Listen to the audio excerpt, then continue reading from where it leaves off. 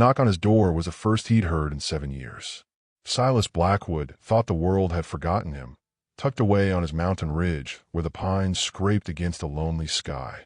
But the child standing in the freezing wind was a memory he couldn't shut out, a ghost from a life he had long since buried.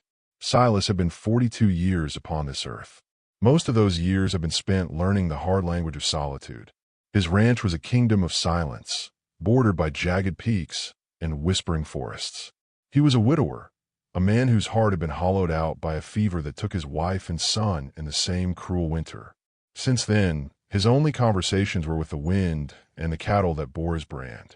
The cabin was his fortress, built with his own 2 hands, its logs stained dark by a decade of sun and snow. At night, the fire was his only companion. He would sit in his worn armchair, the one his wife, Eleanor, had loved, and stare at the empty space beside him. The quiet was a living thing, a weight he had grown accustomed to, like a second skin. Those in the small town of Redemption, nestled in the valley below, spoke of his size before they ever spoke of his heart. "Blackwood's a giant," they'd say. "Hands like sledgehammers, shoulders wide as an axe handle." They saw the strength in his frame, but missed the stillness in his soul. He did not drink at the saloon. He did not join the chatter at the general store. He kept his words like rare coins, spent only when absolutely necessary. His world was small, fenced in by his own grief. That evening, the air had the sharp bite of coming blizzard. The sky was a bruised purple, heavy with unspoken promises of snow. A sound, thin and sharp, cut through the moaning of the wind. It was not the scrape of a branch or the cry of a hawk. It was a knock, timid, frantic, and desperate. Silas paused, a half-eaten piece of bread in his hand. His head lifted. Every nerve, long settled into the rhythm of isolation, suddenly pulled taut. No one came to his door, not after dark, not with a storm gathering in the throat of the mountains. He set the bread down on the rough-hewn table, his movements slow and deliberate. He moved to the door, his boots thudding softly on the plank floor, and pulled the heavy bolt. When he opened it, the wind rushed in, carrying with it a flurry of snow and something else. A girl. She could be no more than 8, small and thin as a birch sapling. Her blonde hair was woven into 2 tight braids, now damp and dusted with white. Her face was pale, her cheeks blotched with a raw, painful red from the cold. She wore a threadbare dress, a faded calico that offered no real protection from the mountain's fury. Her feet were wrapped in rags tied with twine, a poor substitute for proper boots. Her eyes, wide in the color of a stormy sky, were not just filled with cold. They were hollowed out by a fear so deep it seemed to have frozen her tears. She looked up at him, a great, bearded giant filling the doorway, a shadow against the warm light of the cabin. A small gasp escaped her lips, but she held her ground.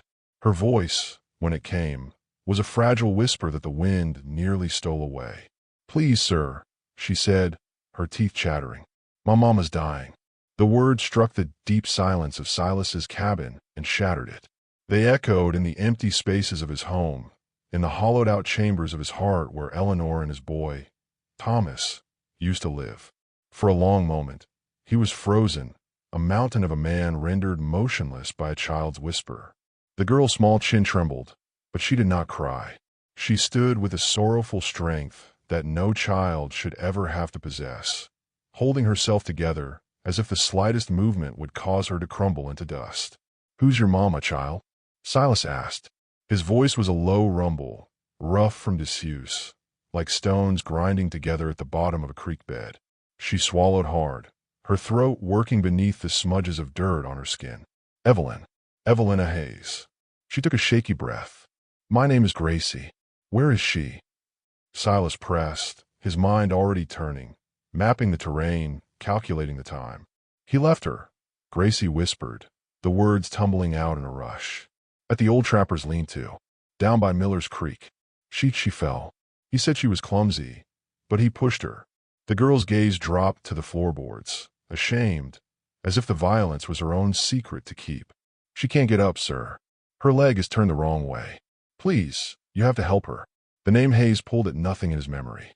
He knew most of the families in the valley, but the name was new. Likely drifters, or folks who kept to the shadows. It didn't matter. What mattered was the child in his doorway, and the mother lying broken in the cold. What mattered more was the he she spoke of, a man who would push a woman and leave her for dead. He looked at the girl, truly looked at her. He saw the faint, faded bruise on her cheek, the way she flinched when he moved his hand. He saw the old, weary knowledge in her young eyes. This was not the first time fear had been her companion. Something inside him, a feeling he thought had died with his family, began to stir. It was not pity. It was a cold, quiet rage that settled deep in his bones. It was the ancient anger of a protector who had nothing left to protect, until now. He crouched down, the floorboards groaning under his great weight. He made himself smaller, so as not to terrify the child further. "Gracie," he said, his voice softer now, "you are a brave girl for coming all this way." He reached out, not to touch her, but to open his hand, showing her it was empty, that it meant no harm. "You need to come inside where it's warm. I'll go get your mama."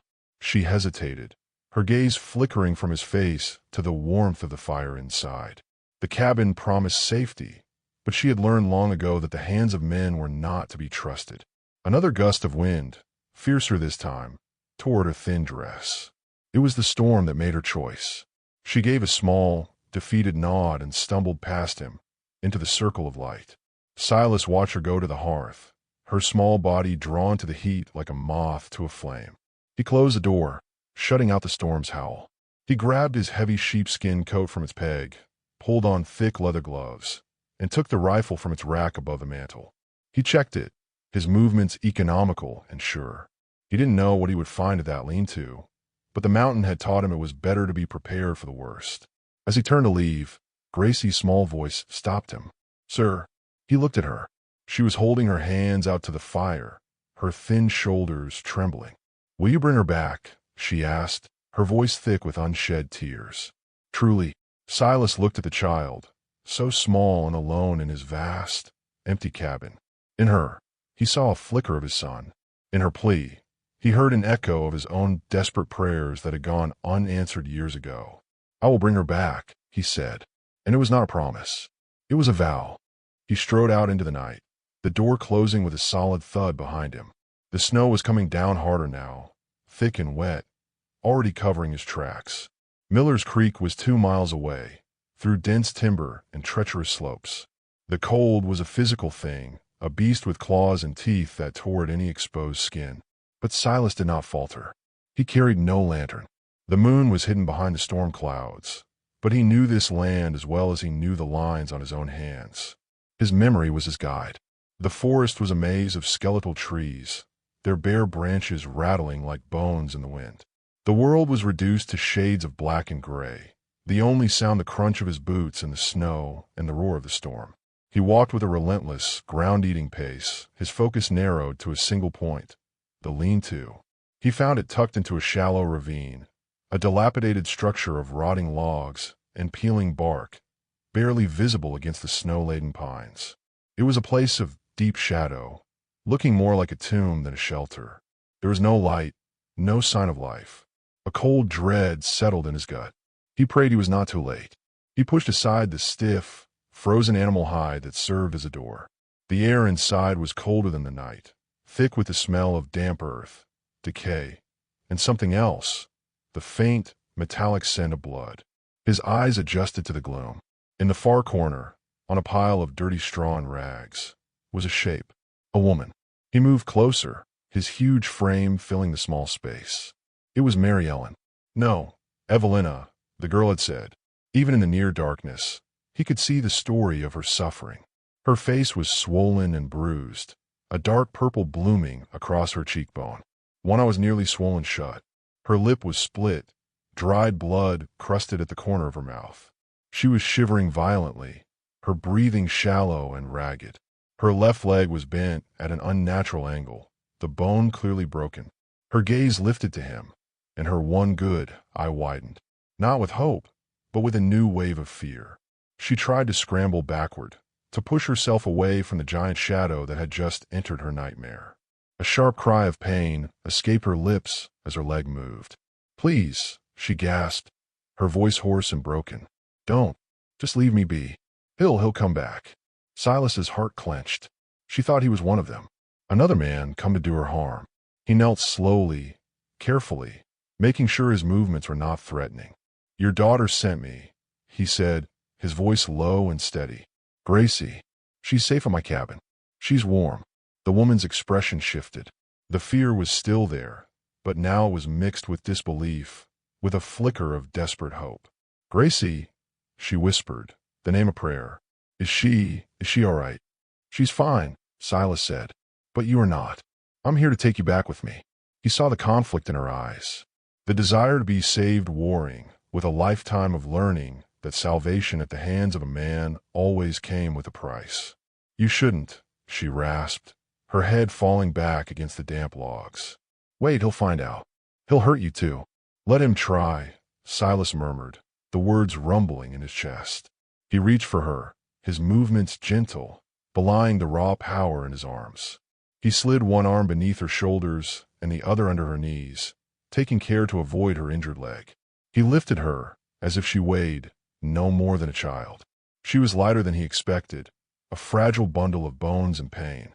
A small, involuntary sob broke from her as he stood, but she did not protest further. She closed her eyes, either from the agony of the movement or from a shame so profound she could not bear to look at her rescuer. He carried her out of that cold, dark place, back into the fury of the storm. He wrapped his own coat around her shivering frame, tucking her head against his chest to shield her from the wind. Her body was tense at first, rigid with fear and pain. But as he walked, his steps sure and steady through the deepening snow, he felt a subtle change. The tension in her shoulders eased just slightly. Her ragged breathing began to even out. She had surrendered, not to him, but to the first moment of safety she had felt in a long, long time. The journey back was a battle against the elements. The wind howled like a hungry wolf, and the snow fell so thick he could barely see the trees in front of him. But Silas's resolve was a fire that the storm could not extinguish. He held Evelina close, his own body a shield against the world's cruelty. He thought of Gracie, waiting by the fire. He thought of the vow he had made to her. When the warm, yellow light of his cabin finally appeared through the swirling snow, it was the most beautiful sight he had ever seen. It was no longer just a shelter. It was a sanctuary. He kicked the door open with his boot, not having a free hand to open it. Gracie was there, waiting, her small face pressed against the window pane. She ran to them the moment they were inside, her eyes wide as she took in the sight of her mother, broken and bruised, but alive. "Mama," she cried, her voice a mix of terror and overwhelming relief. "It's all right, little one," Silas said gently. "She's safe now." He carried Evelina across the room and laid her down on his own bed, the only bed in the cabin. It was a simple rope bed with a thick wool mattress, but it was clean and warm. She stirred, her eyes fluttering open. She tried to speak, to protest that she couldn't take his bed, but he placed a finger gently on her uninjured lip. "Hush now," he said. "Just rest." Gracie immediately scrambled onto the bed, curling up beside her mother's side, her small hand reaching out to touch her mother's hair. She did not cry. Her eyes were fixed on Evelina, as if to guard her with her own fierce love. Silas moved to the hearth and stoked the fire, adding logs until the flames roared, chasing the shadows and the chill from the room. He filled a kettle with water and hung it over the fire. He found clean cloths in a wooden chest at the foot of his bed, the one where Eleanor had kept her linens. The faint scent of dried lavender still clung to them. With hands that were surprisingly gentle for their size, he began to clean Evelina's wounds. She flinched when the warm, wet cloth touched her split lip, but she made no sound. He worked in a deep, focused silence. It was the only language he was fluent in. Each careful gesture, each gentle touch, said what his words could not. "You are safe. No one will harm you here. I will not let them." Outside, the blizzard raged, burying the world in a blanket of white. But inside the small cabin, a fragile warmth had taken root. 3 strangers, thrown together by violence and a storm, huddled together in a circle of firelight. Gracie's breathing soon deepened into the steady rhythm of sleep. Evelina's eyes, heavy with exhaustion and pain, watched Silas as he worked. She saw the deep lines etched into his face, the quiet sorrow that lived in his eyes. She wanted to thank him, but her throat was tight with a mix of gratitude and shame. To be so helpless, so broken in front of a stranger, it was a humiliation that burned deeper than her bruises. Still, as her consciousness began to fade, a thought drifted through her mind. For the first time in years, she felt a flicker not of hope, but of something far more simple and profound: peace. But peace was a delicate thing, easily broken. Miles away, in the smoky warmth of the saloon in Redemption, a man named Wade Hayes was already rewriting the story. His voice, loud and slurred with whiskey, carried over the noise of the room. He spoke of a disobedient wife who had run off, who had shamed him. He told anyone who would listen that she was weak-minded, prone to wandering. He didn't mention the lean-to or the broken leg. He painted himself as the victim. And in a town always hungry for gossip, the seeds of a different story were being sown. A story where a woman's disappearance was her own fault, and the man she fled from was the one to be pitied. Back at the cabin, Silas finally finished tending to Evelina's wounds. He splinted her leg as best he could, using 2 straight pieces of kindling and strips of clean cloth. He covered her with a heavy quilt and stood back, looking down at the mother and child sleeping in his bed. A feeling he had not known since the fever took his family stirred in the quiet corners of his heart. It was not love, not yet. It was the raw, fierce, and heavy weight of responsibility. These 2 lives were now in his care. He had pulled them from the storm, but he knew, with a certainty that chilled him more than the blizzard, that a far worse storm was coming. He walked to the window and looked out into the whirling whiteness. The world had vanished. There was only the cabin, a tiny island of warmth in a sea of frozen wilderness. Somewhere out there, Wade Hayes was nursing his pride. A man like that would not let his property go so easily. Silas's jaw hardened. His hand rested on the cold window pane, steady and firm. He had made his choice the moment he saw Gracie's terrified face in his doorway. He had sealed it the moment he lifted Evelina from the cold, hard ground. Whatever was coming, he would face it.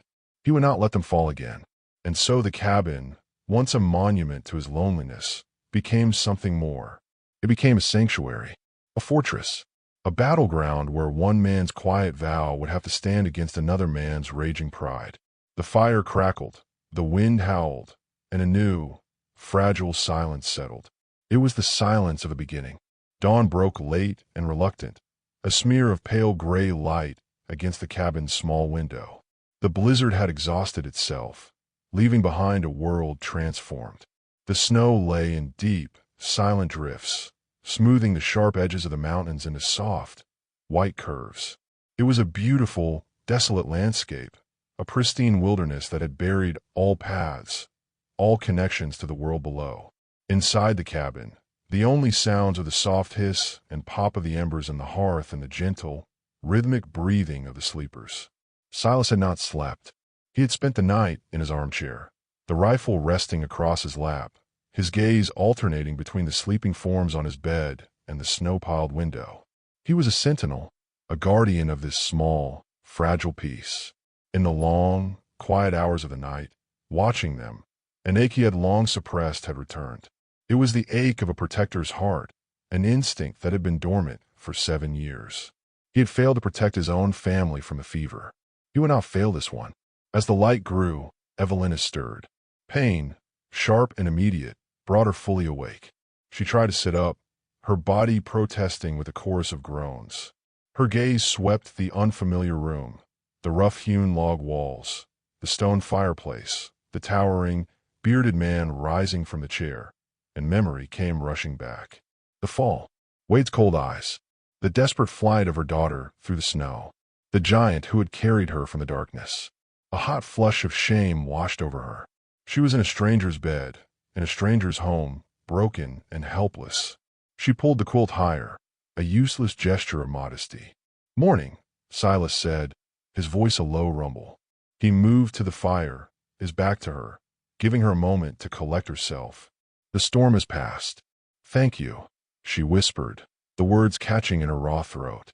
It felt inadequate, a pebble of a word for the mountain of debt she felt she owed him. For everything. He nodded, not turning. "Are you hungry?" She was but she couldn't bring herself to admit it. To take his food, as she had taken his bed, it was too much. No, she lied. I'm fine. A small movement beside her made her turn. Gracie was awake, her blue eyes wide and clear. She looked from her mother to Silas, then back again. There was no fear in her gaze this morning, only a quiet curiosity. She had slept soundly, wrapped in the warmth of the quilt and the safety of the cabin walls. "My stomach is rumbling," Gracie announced with the simple honesty of a child. A faint smile touched Silas's lips, visible only in the crinkling at the corners of his eyes. "Then I'll make us some oatmeal," he said.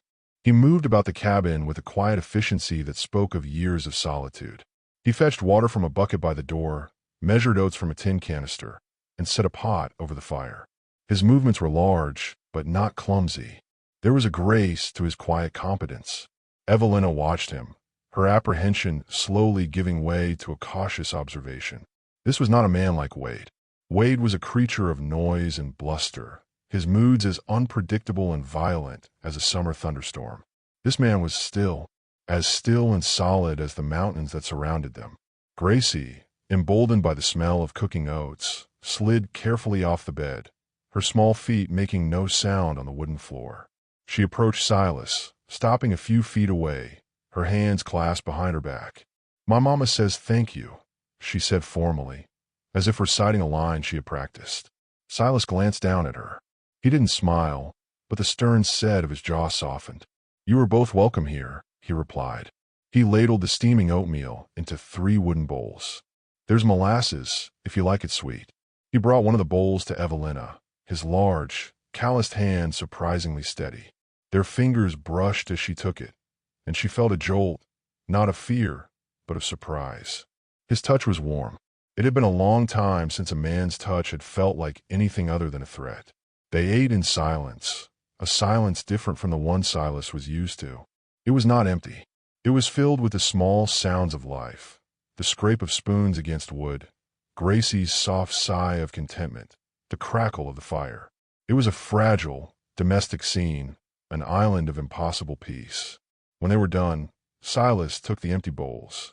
He looked at Evelina, his expression serious. "The leg needs to be set properly," he said. "I'm no doctor, but I've set bones for my cattle before. It will hurt." Evelina's breath hitched. She nodded, her knuckles white where she gripped the quilt. "I know. Gracie," Silas said, turning to the girl, "I need you to be a brave helper. I need you to go to the spring and fetch a bucket of fresh water. The cold will help with the swelling. Can you do that?" Gracie's chin lifted. "I can." She looked at her mother, her expression a mixture of childish pride and adult concern. "I'll be quick, Mama." Silas gave her the bucket and pointed her toward the path, now a faint depression in the deep snow. "Follow the pines. You can't get lost." As Gracie disappeared out the door, Silas turned back to Evelina. He gathered what he would need. More clean strips of cloth, the 2 stout pieces of wood he'd used as a temporary splint, and a bottle of whiskey from a high shelf. He uncorked the bottle and handed it to her. "Drink this," he said, "as much as you can stand." She took it, her hand trembling, and took a long, shuddering swallow. The fiery liquid burned its way down her throat, but it was a clean pain, a different kind of hurt. She drank again. "Tell me when you're ready," Silas said, his voice gentle. She lay back, her head sinking into the pillow. The whiskey was already working, dulling the sharp edges of her fear and pain. She looked at the ceiling, at the heavy, hand-hewn beams that held up the roof. They were strong. They had weathered countless storms. She closed her eyes. "Now," she whispered. The pain was a white-hot flash, a scream that she swallowed before it could escape her lips. She felt Silas's hands, strong and sure, pulling and straightening. Her body arched off the bed, her fingers digging into the mattress. A single tear escaped from beneath her closed eyelid and traced a hot path down her temple. And then it was over. She lay gasping, sweat beading on her forehead, her body trembling with the aftershock. She opened her eyes. Silas was already working, binding the splints tightly, his movements swift and practiced. He did not look at her face. He focused only on his work, granting her the dignity of her pain. When he was finished, he covered her again with the quilt. "It's done," he said. Gracie returned then, her cheeks flushed with the cold, the bucket of water sloshing over the sides. She set it down with a proud thud. Silas soaked a cloth in the icy water and laid it gently over the newly splinted leg. Evelina hissed as the cold seeped in, but it was a good hurt, a clean hurt. It was the beginning of healing. "Thank you," she said again, her voice thick. This time, the words held their full weight. Silas simply nodded. He picked up the half-empty bottle of whiskey, but instead of putting it away, he sat back down in his armchair and took a long swallow himself. He looked out the window at the vast, silent expanse of white. The first part was over. The mending had begun, but he knew, with a grim certainty, that the breaking was not yet finished. Down in the valley, the town of Redemption was slowly coming back to life. Men shoveled paths through the snow, their breath pluming in the frigid air. The clanging of the blacksmith's hammer echoed in the crisp morning stillness. At the saloon, the fire roared, and the smell of stale beer and sawdust hung heavy in the air. Wade Hayes sat at a corner table, a picture of a grieved husbandry. His face was a mask of weary concern. He had spent the night here, nursing a bottle and spinning his tale to anyone who would listen. "Just ran off," he said, shaking his head with a practiced sadness. "Took the girl and just vanished. Right before the storm hit. I've been worried sick." Sheriff Brody ambled over, his thumbs hooked in his belt. He was a large man, but his bulk was soft, a product of too many years behind a desk and not enough on the trail. He had a kind face, but his eyes were shrewd. He'd been a lawman long enough to know that the simplest stories were often the most complicated. "Vanished, Wade?" the sheriff asked, his voice a skeptical drawl. "Folks don't just vanish up on that mountain, especially not with a blizzard rolling in." "Where would she go?" Wade sighed, running a hand through his greasy hair. "She ain't been right in the head, Sheriff. Not for a while. Gets these moods. Thinks people are after her. I reckon she just took one of her fits and wandered off." He looked up at Brody, his eyes pleading. "You gotta help me find them. My little Gracie, she's out there somewhere in the cold." The performance was a good one. A few of the men at the bar nodded in sympathy. They knew Wade. He was a loudmouth and a drunk, but the thought of a woman and child lost in the snow was enough to stir their concern. "We'll form a search party as soon as the drift's clear enough to get horses through," Brody said, though a sliver of doubt remained in his mind. He'd seen Evelina Hayes in town a few times. She hadn't seemed like a woman prone to fits. She had seemed scared, always looking over her shoulder, always flinching when her husband's voice grew loud. "Thank you, Sheriff. Thank you," Wade said, laying a hand over his heart. "I don't know what I'd do if I lost my family." He took a long drink of his whiskey, his eyes glinting over the rim of the glass. The story was taking hold. He was the worried husband. She was the unstable wife. By the time they found her, and he was sure they would, the town's opinion would already be set in his favor. No one would believe a crazy woman's lies over the word of her devoted man. He had seen to that, but there was one man in the saloon who wasn't buying it. Old man Hemlock, the town's blacksmith, sat by the fire, his gnarled hands wrapped around a mug of coffee. He had seen the way Wade looked at his wife when he thought no one was watching. He had seen the fear in Evelina's eyes.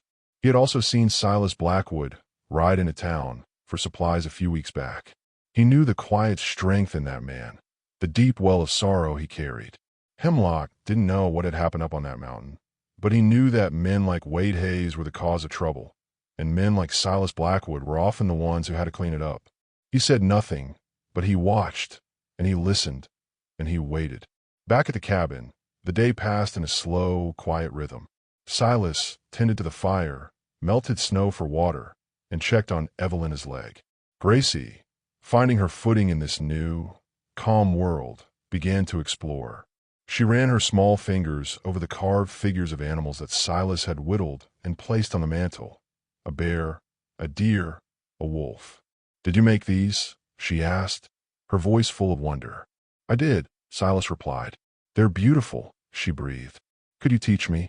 Silas looked from the small, perfect figures to his own huge, scarred hands. It had been years since he had shared anything of himself with another person. "Maybe," he said, the word feeling strange on his tongue. Later, while Evelina slept a deep, healing sleep, he sat at the table with Gracie. He took a small block of pine and his whittling knife. He showed her how to hold the blade, how to shave off thin curls of wood, how to follow the grain. Her hands were small, and her movements were clumsy, but she was a patient student. Under his quiet guidance, a rough, four-legged shape began to emerge from the wood. It wasn't perfect, but it was hers. Watching them, a strange feeling settled in Evelina's chest. It was a feeling so foreign, she could barely name it. It was hope. She saw her daughter, who had lived her entire life in the shadow of a man's anger, sitting in a pool of firelight, learning to create something with her own hands. She saw this giant, silent man, who had every reason to turn them away, treating her child with a gentle kindness that was as profound as it was unexpected. That evening, as dusk painted the snow-covered world in shades of lavender and rose, Silas went outside to chop more wood. The air was still and cold, the sky brilliant with the first stars. He worked with a steady, powerful rhythm, the axe rising and falling, the sharp crack of splitting wood echoing in the silence. He was not just chopping wood. He was working off the tension in his shoulders, the worry that had settled in his gut. He knew their peace was temporary. The snow that had isolated them, that had protected them, was also a prison. Sooner or later, the path to town would be cleared.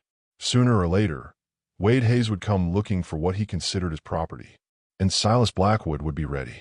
He had found something to protect again. He looked back at the cabin, at the warm, yellow light glowing in the window. It was no longer just his home. It was a fortress, and he was its keeper. The sun dipped below the horizon, and a long, cold night began. But for the first time in 7 years, Silas was not alone in the darkness. The next few days unfolded in a rhythm the cabin had never known.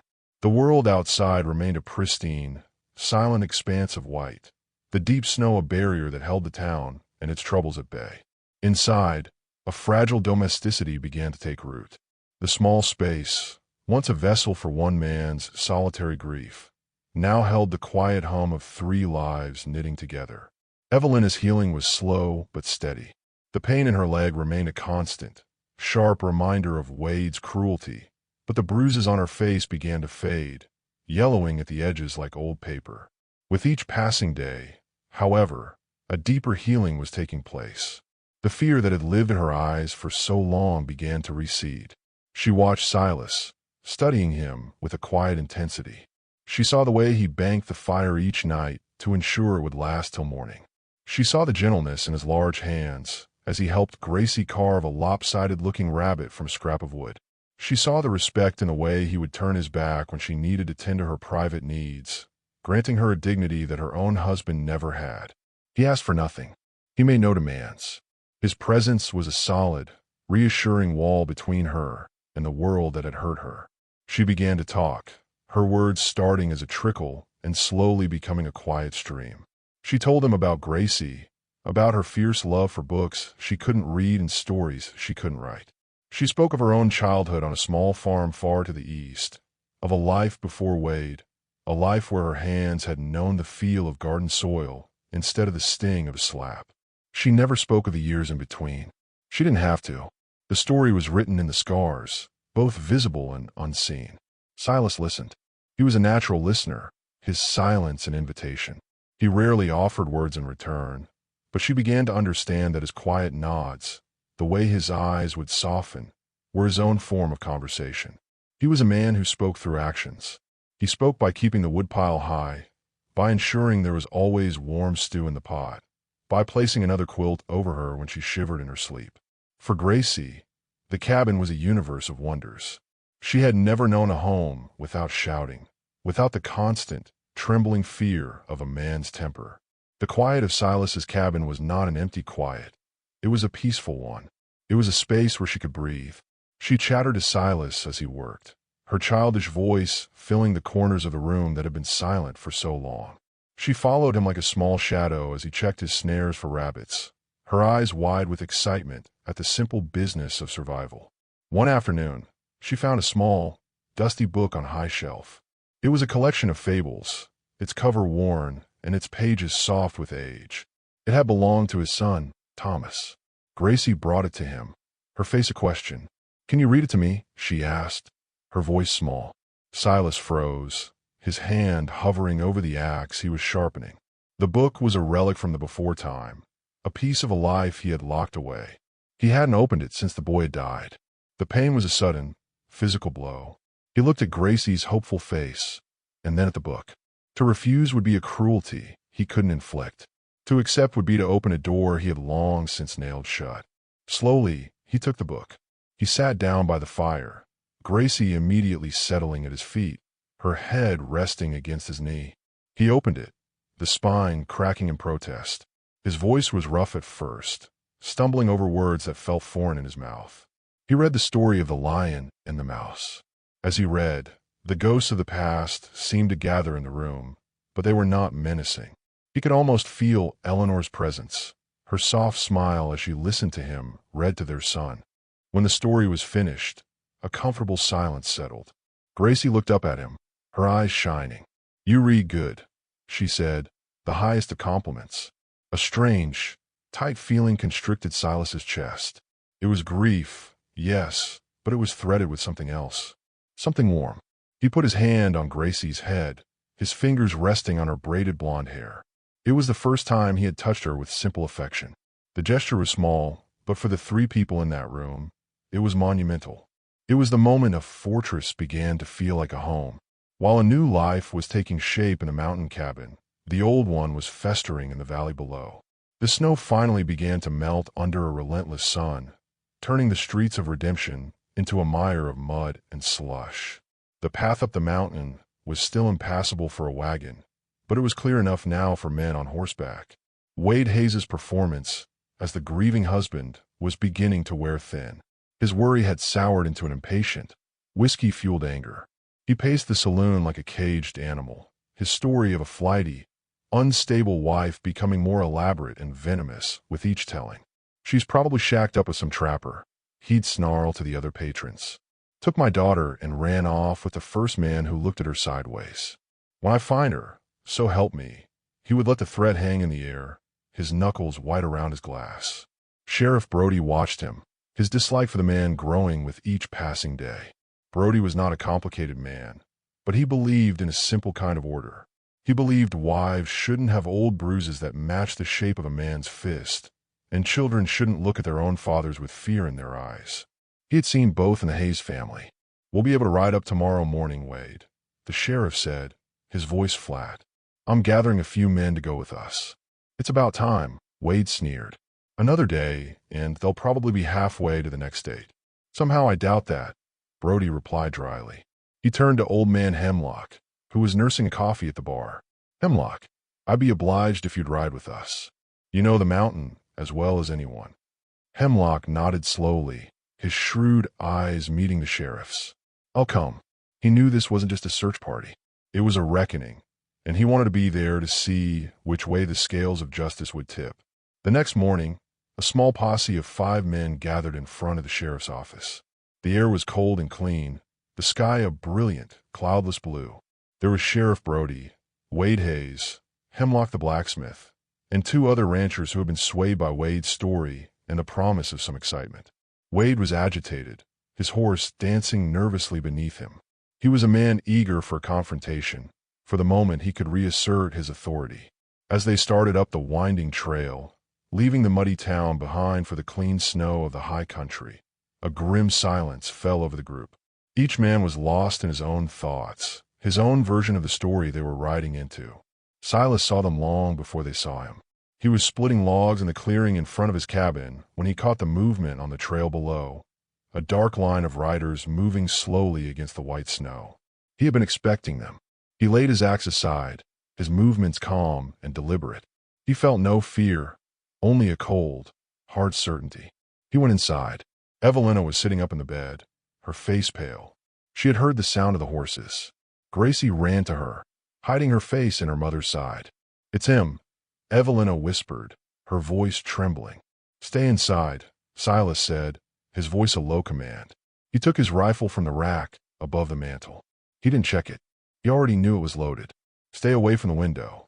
He stepped outside onto the small porch, the rifle held loosely in one hand, pointed at the ground. He stood there, a silent giant, and waited. The riders emerged from the trees and pulled up at the edge of the clearing. They saw the cabin, the curl of smoke from the chimney, and the massive figure of Silas Blackwood standing before it. Wade's face contorted with rage. He had found them, and she was with him. The story he'd been telling himself, the one where he was the victim, ignited in his chest. "That's him," Wade shouted, pointing a shaking finger at Silas. "That's the man who took my family." He spurred his horse forward, stopping a few yards from the porch. "Blackwood, you got something that belongs to me. Send my wife and daughter out here now." Silas's expression did not change.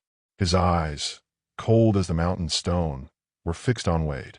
"They are not your property," he said, his voice quiet but carrying with deadly clarity across the clearing.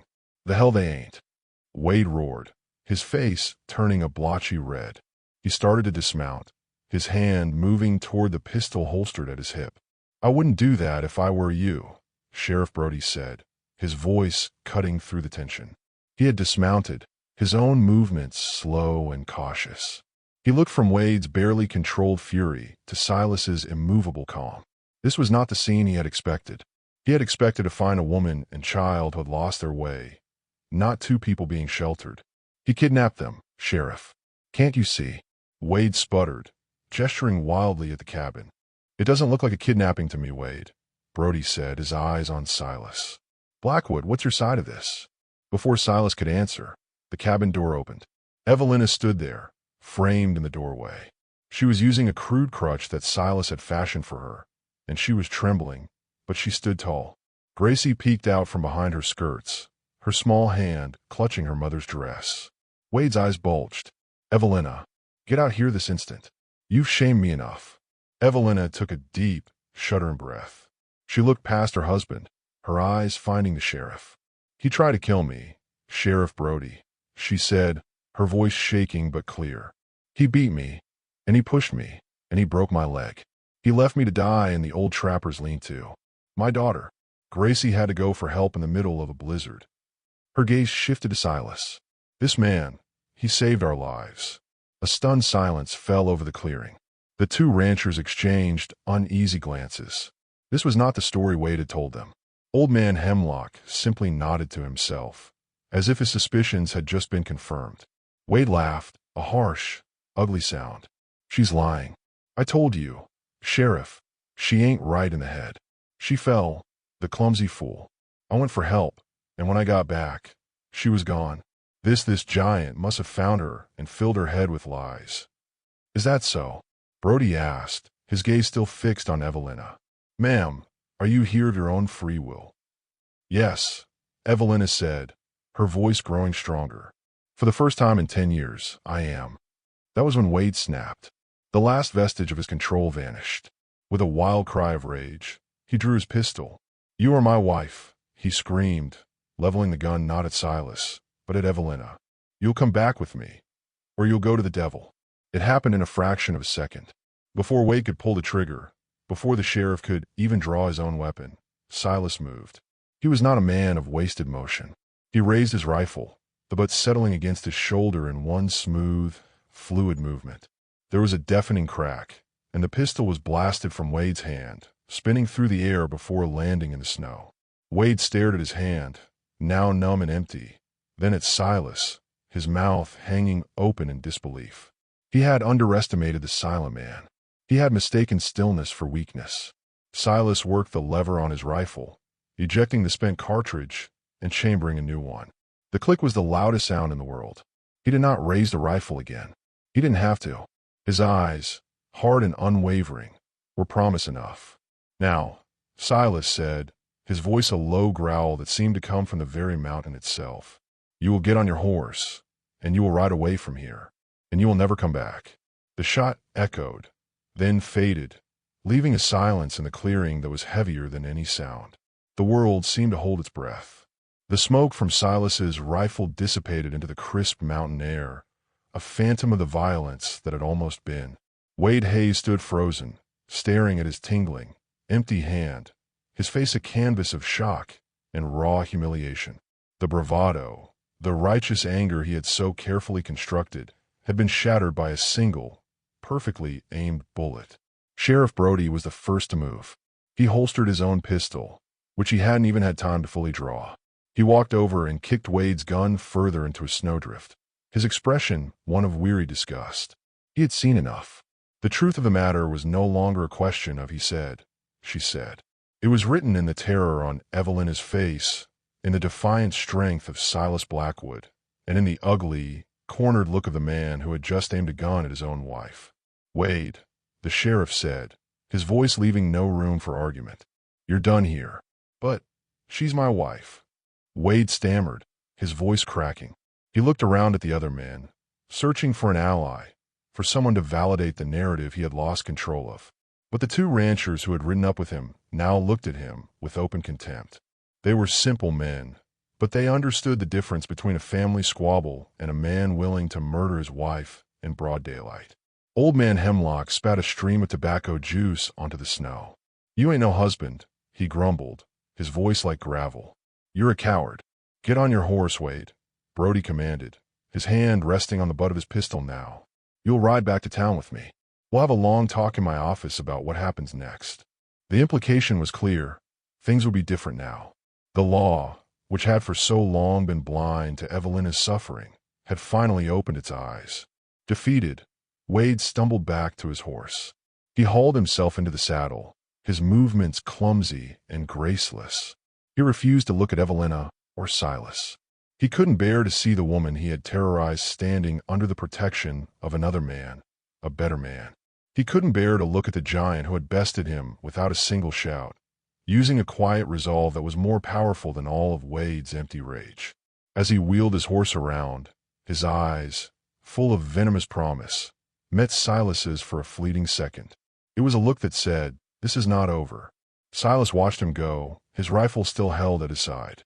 He felt no triumph, no satisfaction, only the grim finality of a necessary act. He had not wanted violence, but he would not shy away from it to protect the two souls behind him. Sheriff Brody tipped his hat to Evelina. "Ma'am," he said, a note of respect in his voice. "You and the girl are safe here for now. When you're able, come down to my office. We'll get your formal testimony." He then turned to Silas. "Blackwood, I'm obliged to you. You did what was right." Silas gave a curt nod in reply. Words were unnecessary. The sheriff mounted his horse, and the small posse rode away, leaving a churned-up patch of snow and a profound quiet in their wake. They took Wade with them, a prisoner of his own failed tyranny. When they were gone, Silas turned. Evelina was still standing in the doorway, leaning heavily on her crutch, tears streaming silently down her face. They were not tears of pain or fear, but of a release so profound it was physically overwhelming. Gracie was clinging to her, her small face buried in her mother's dress. Silas's hard expression softened. He walked onto the porch and gently laid a hand on Evelina's shoulder. "It's over," he said, his voice low and steady. She looked up at him, her eyes swimming with a gratitude so immense it couldn't be spoken. She simply nodded, a sob shaking her frame. He had saved them, not once but twice. He had carried her from the darkness of the lean-to, and now he had stood between them and the man who was the source of that darkness. He guided her back inside, back to the warmth of the fire. The confrontation had taken its toll. She was pale and trembling, her strength spent. He helped her back to the bed, and she sank down, exhausted. Gracie, ever her mother's guardian, climbed up beside her, her small arms wrapping around Evelina's neck. Silas stood by the fire, his back to them, giving them a moment. He ejected the spent shell from his rifle and placed it on the mantel. It was a small, brass monument to the moment everything had changed. The fragile peace of their isolation had been broken, but in its place was something stronger, the possibility of a true and lasting safety. The cabin was silent again, but the silence was different. It was no longer the silence of solitude or of temporary truce. It was the silence of a battle won, of a storm finally, truly, having passed. Outside, the sun shone brightly on the snow, and for the first time in a very long time, the future did not seem like a threat, but like a clean, white, untrodden path. In the days that followed, a new normal settled over the cabin, one built not on necessity, but on choice. Evelina's leg continued to heal, her limp becoming less pronounced with each passing day. But the most significant healing was the one that couldn't be seen. The hunted look in her eyes was replaced by a quiet calm. She began to smile, small, tentative smiles at first, that grew more frequent and more genuine as she watched her daughter blossom in the safety of their new world. Gracie was a different child. The fear that had kept her small and silent had fallen away. Her laughter, clear and bright as a mountain spring, now filled the cabin. She spent hours with Silas, following him on his rounds, learning the names of the trees and the tracks of the animals in the snow. He taught her how to tie a proper knot, how to read a compass, how to listen to the language of the forest. He spoke to her not as a child to be coddled, but as a person to be respected. He answered her endless questions with a solemn patience, his low rumble a comforting counterpoint to her high-pitched chatter. For Silas, the change was just as profound. The emptiness of his home had been filled, not just with the sounds of other people, but with a sense of purpose he thought he had lost forever. He found himself looking at his own life through their eyes. The cabin was not just a shelter from his grief, it was a home. The mountains were not a barrier to keep the world out. They were a kingdom he could share. He had been a man living in the past, a ghost in his own life. Evelina and Gracie had pulled him, gently but insistently, into the present. He started whittling again in the evenings, not just for Gracie, but for himself. His hands, which had known only the hard labor of survival, rediscovered the joy of creation. He carved a small, detailed figure of a wolf for Gracie, its head tilted as if listening. "The wolf is a protector," he told her as he gave it to her. "They look after their own." Gracie took it reverently, her eyes shining. She understood the unspoken message. He was their wolf. He was their protector. One evening, about a week after the confrontation, Evelina was well enough to sit with them at the table for supper. She had prepared the stew, insisting she needed to contribute, to feel useful. As they ate, a comfortable quiet settled between them. Sheriff Brody sent a man up the trail with a message, Silas said, breaking the silence. He said Wade Hayes has been run out of the county. He's not to come back. Ever. Evelina put her spoon down, her hand trembling slightly. It was truly over. The final chain had been broken. "And the town?" she asked, her voice barely a whisper. She feared the gossip, the judgment. "Hemlock told the story," Silas said. "The right one. No one is judging you, Evelina. They're judging him." She looked down at her hands, a single tear splashing onto the rough wood of the table. "I don't know how to thank you, Silas," she said, her voice thick with emotion, "for any of this." "There's no need," he said gruffly, uncomfortable with her gratitude. He wasn't a hero. He had just done what needed to be done. But it was more than that, and they both knew it.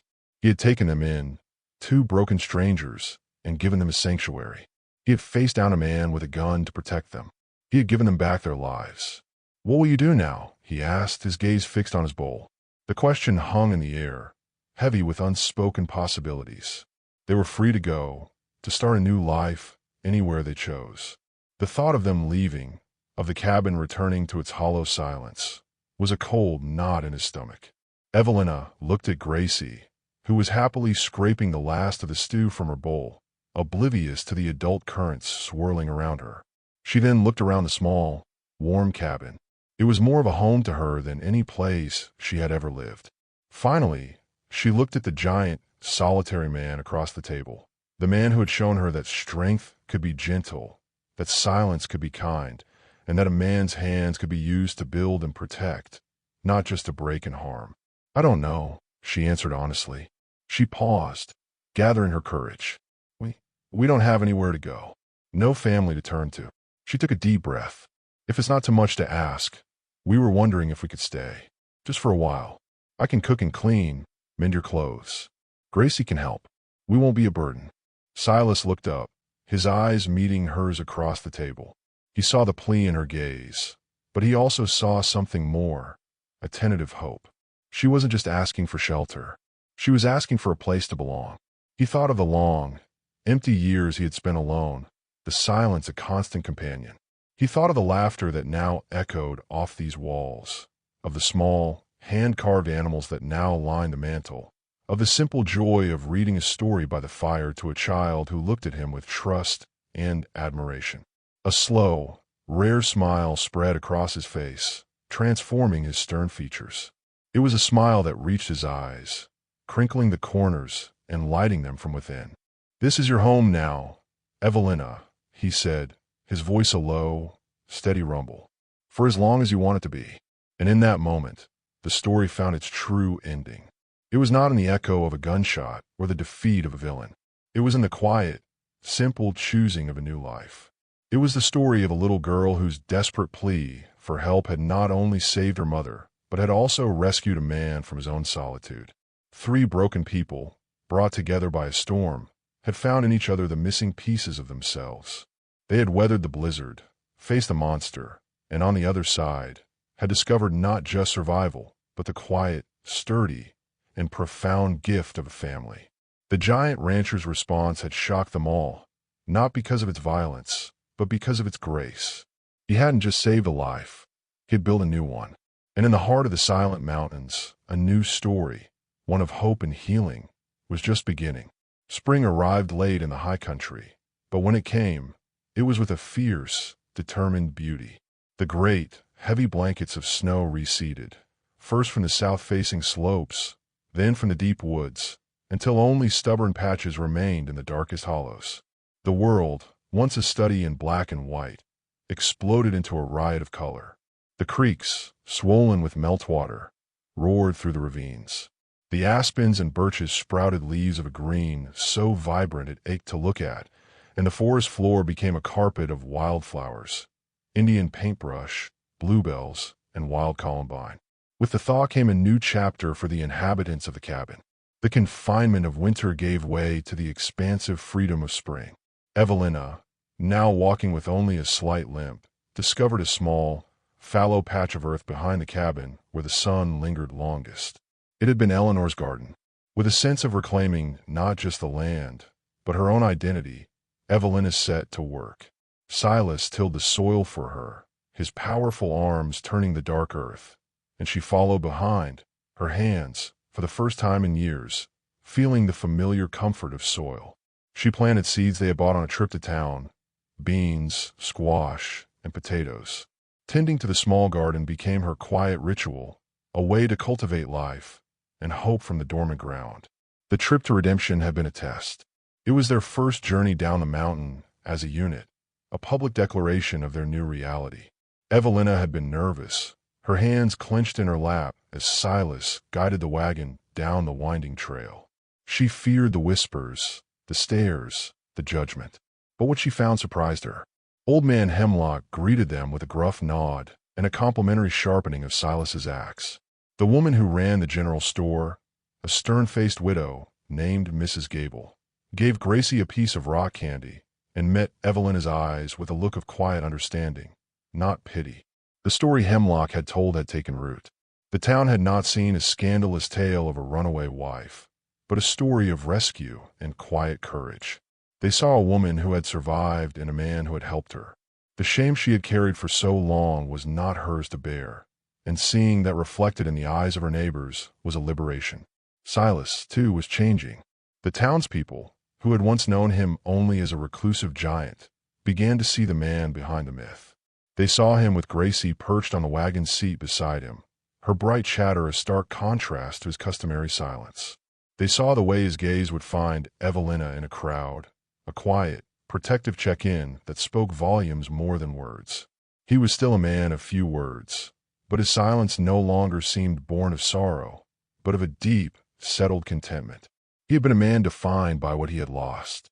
Now, he was being redefined by what he had found. The bond between Silas and Evelina deepened with the slow, steady rhythm of the changing seasons. It was a love that grew not in grand declarations, but in small, everyday acts of care and partnership. It was in the way he would leave a rare, perfect wildflower on the table for her in the morning. It was in the way she would mend a tear in his shirt, her stitches small and neat. It was in the shared glances over Gracie's head, the easy silences by the fire in the evening, the slow, comfortable knitting together of two solitary souls into a single, stronger thread. One warm summer evening, long after Gracie had been put to bed, they sat on the small porch, watching the stars prick the vast, dark canopy of the sky. The air was fragrant with the scent of pine and the damp earth. "I haven't seen stars like this since I was a girl," Evelina said softly, her voice filled with a peaceful wonder. "Before everything." Silas didn't reply immediately. He looked up at the Milky Way, a brilliant, shimmering river of light across the heavens. My father used to tell me that the stars were holes in the floor of heaven, letting the light shine through, he said, his voice a low rumble. It was the first time he had ever spoken of his family without a shadow of pain in his voice. Evelina turned to look at him. In the faint starlight, she could see the strong, kind lines of his face. She reached out, her hand tentatively covering his where it rested on the arm of his chair.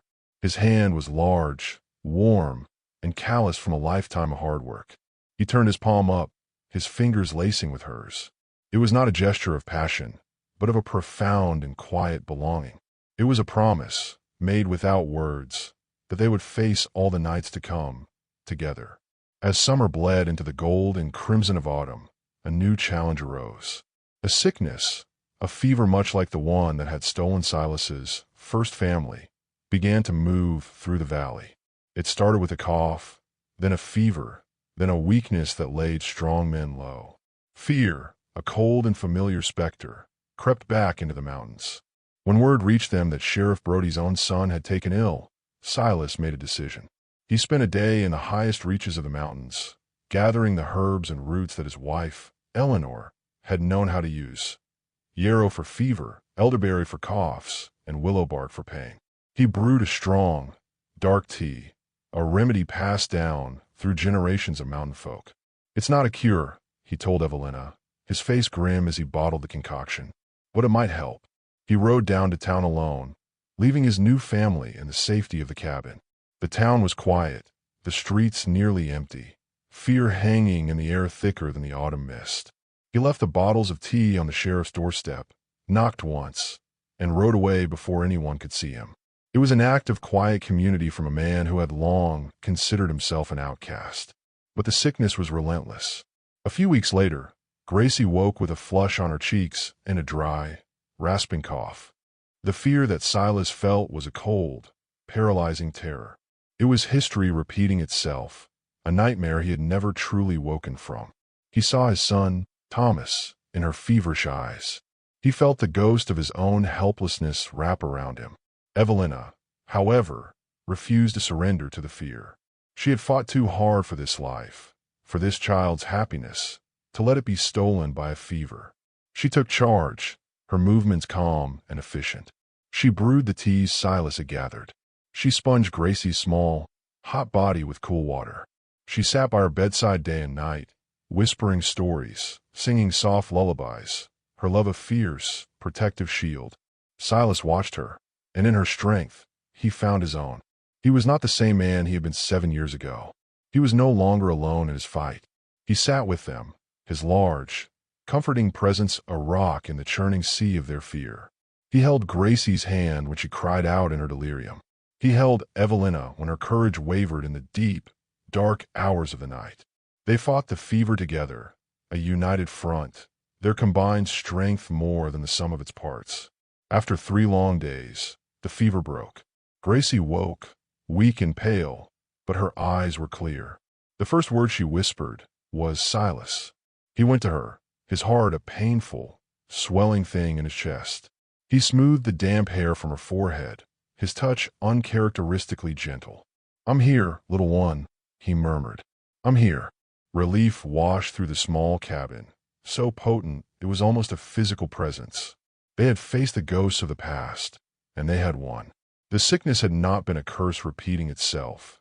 It had been a crucible, a fire that had burned away the last of their individual fears and forged them, finally and irrevocably, into a family.